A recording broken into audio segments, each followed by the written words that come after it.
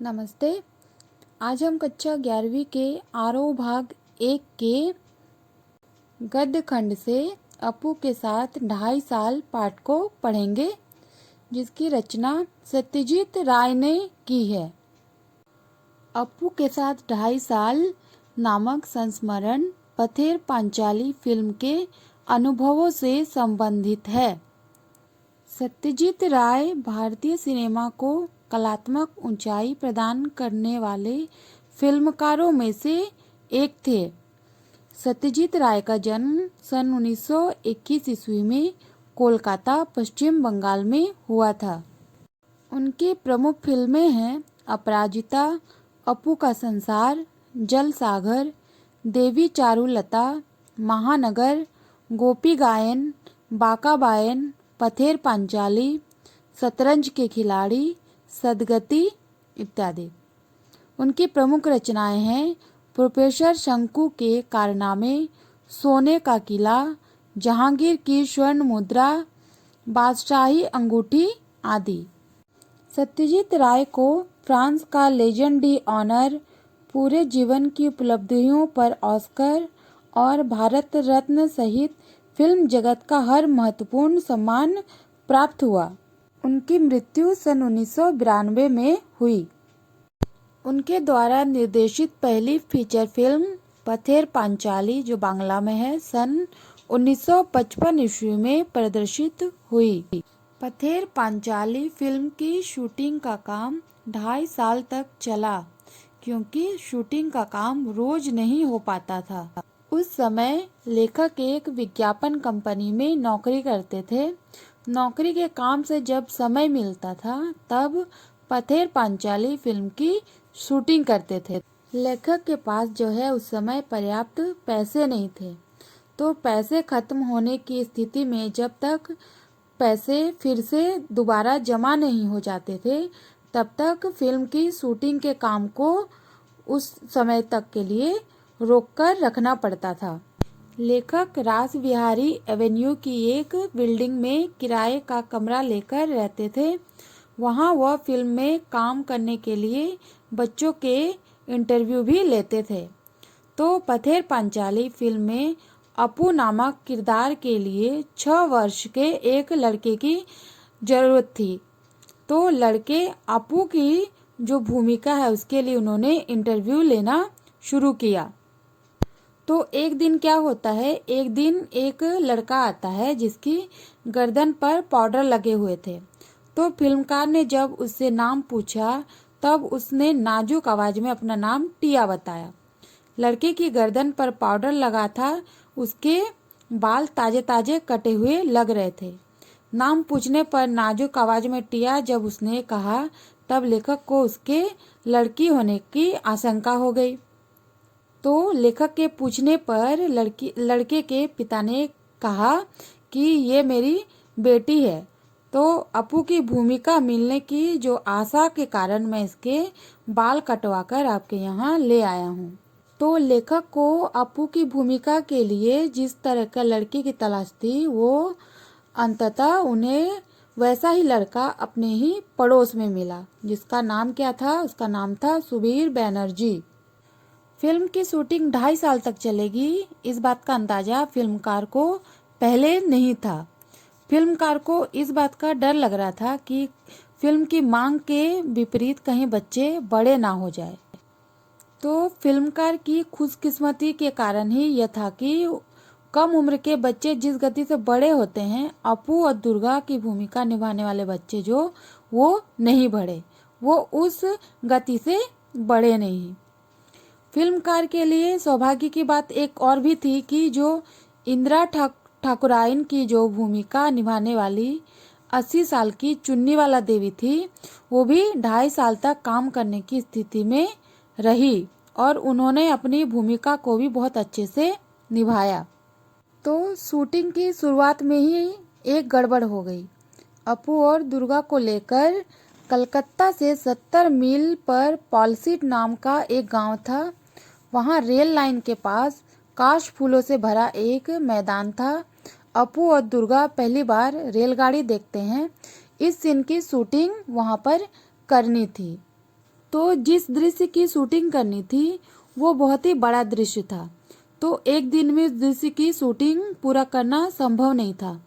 तो उस दिन शूटिंग करने के बाद बाकी सीन की शूटिंग दूसरे दिन करने का फिल्मकार ने निर्णय लिया। फिर 7 दिन बाद जब वे लोग शूटिंग करने के लिए उस जगह पर पहुंचते हैं तो वहां क्या देखते हैं, वहां देखते हैं कि वहां का नज़ारा पूरी तरह से बदला हुआ था। पहले वो शूटिंग जगह काश फूलों से भरा हुआ था, लेकिन अब उस जगह पर काश फूल का नामो निशान नहीं था। तो क्या हुआ था काश फूलों का? तो काश फूलों के गायब होने का रहस्य यह था कि वहां जानवरों द्वारा 7 दिनों में उन काश फूलों को पूरी तरह से खाकर उस मैदान को पूरा साफ कर दिए थे।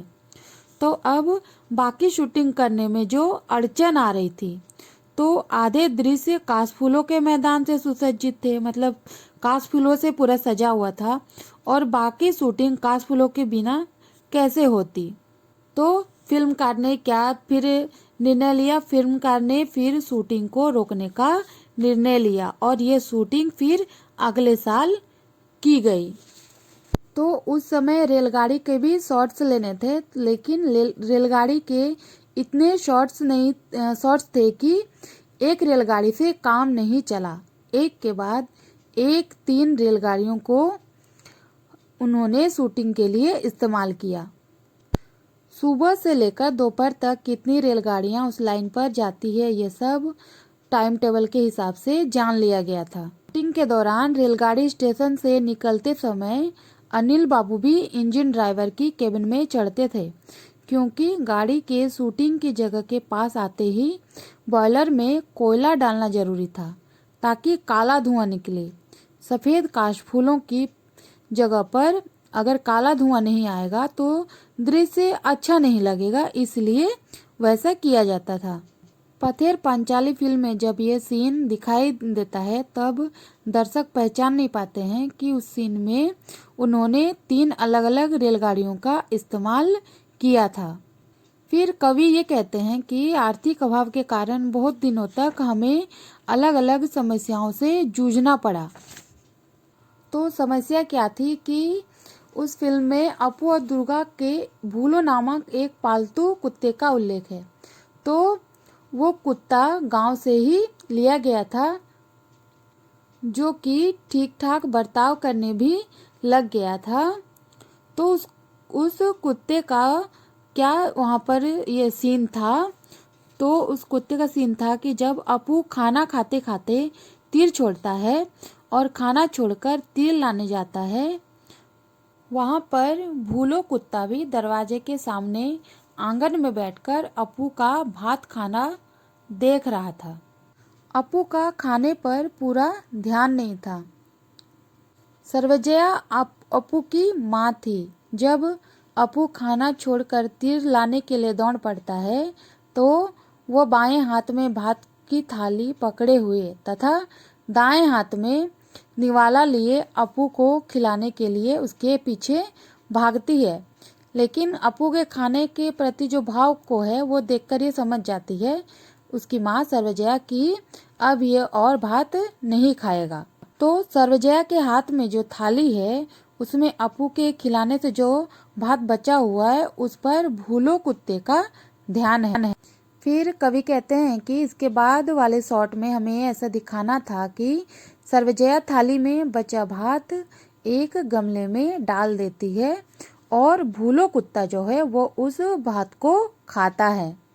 लेकिन ये शॉट उस समय नहीं ले पाए क्योंकि सूरज की रोशनी भी खत्म हो गई थी और उसी के साथ फिल्मकार के पास जो पैसे थे वे भी खत्म हो गए।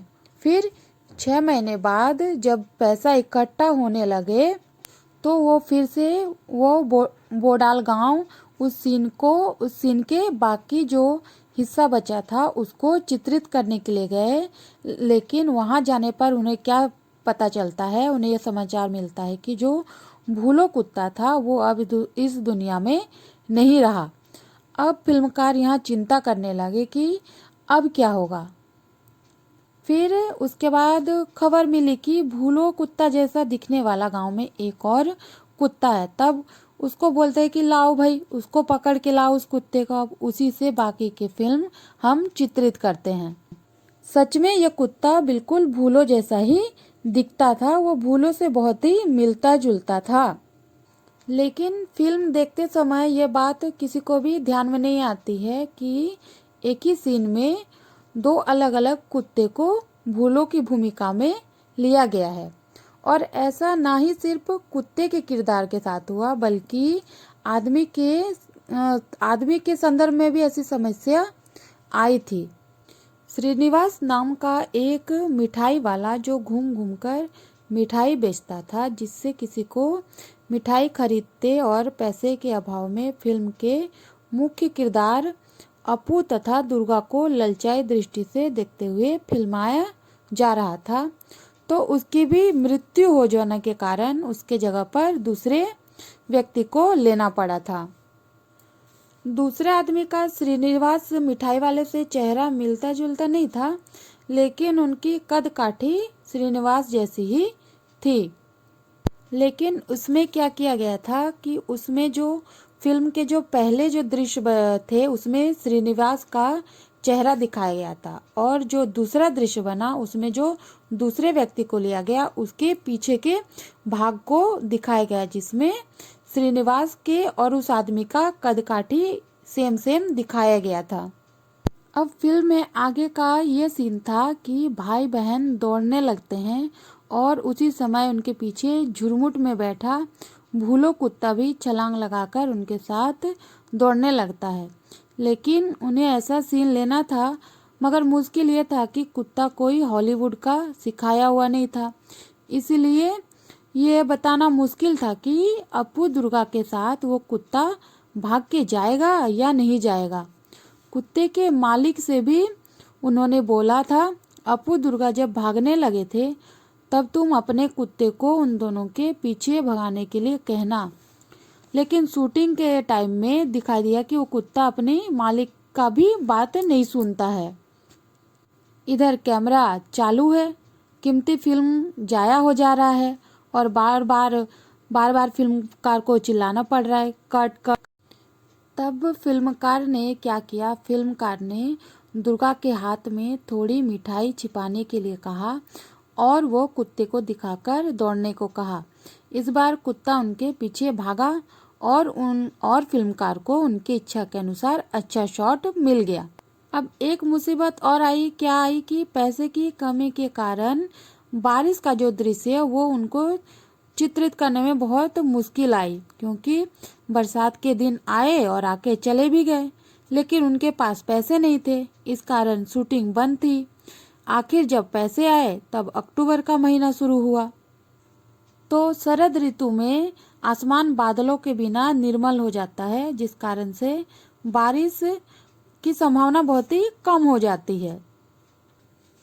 तो फिर इसमें फिल्मकार क्या करते हैं कि हर रोज इस आशा में अपू दुर्गा की भूमिका करने वाले बच्चे कैमरा टेक्नीशियन को साथ में लेकर हर रोज वहाँ गांव में जाकर बैठे रहते थे कि कहीं आकाश में एक भी काला बादल दिखाई दे तो बरसात हो जाए, और इसी इच्छा में वो वहाँ बैठे रहते थे।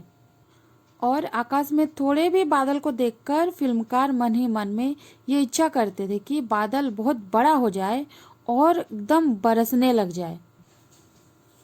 फिर अंत में आखिर में फिल्मकार की जो मनोकामना थी वो पूरी हुई। शरद ऋतु में भी बादल छा गया और एक दिन धुआंधार बारिश हुई, और उस बारिश में फिल्म के बारिश के जो दृश्य थे उन्हें फिल्माया गया।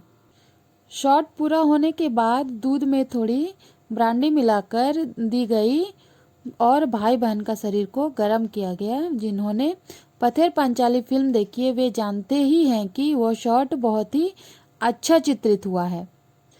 पथेर पांचाली फिल्म के कारण उन्हें गोपाल ग्राम की तुलना में बोडल गांव ज़्यादा उपयुक्त लगा, और वो गांव उन्हें बहुत बार रहना पड़ा, जाना भी पड़ा, और जिसके कारण उनका वहाँ के लोगों से अच्छा परिचय भी हुआ।